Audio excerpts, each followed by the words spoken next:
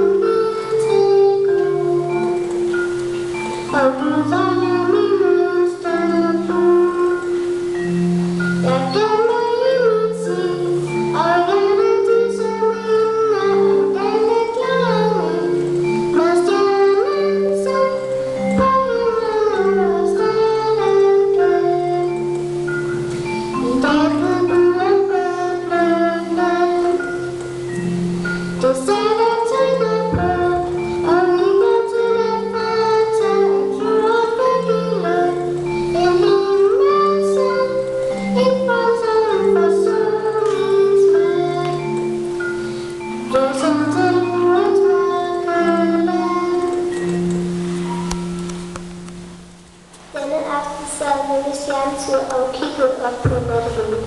Pludselig fik vi øje på en stor lysende stjerne.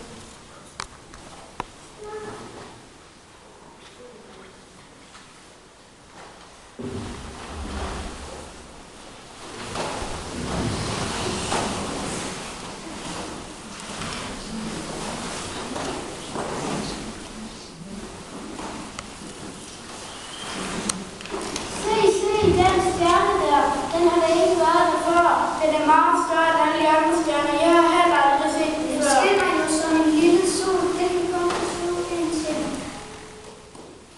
Det er som en forårsag på et opfyldelse. Det er hvad profeten skrev dig. Udvikling tanker, de unge kvinder skal blive med barn og føde en søn. Og hun skal give den navnet Emmanuel.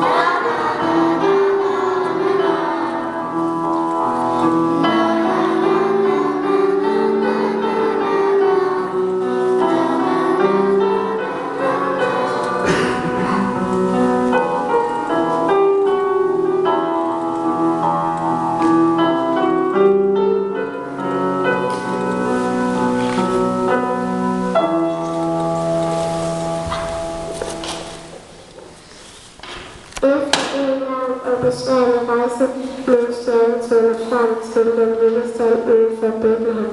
De trådte ind i den lille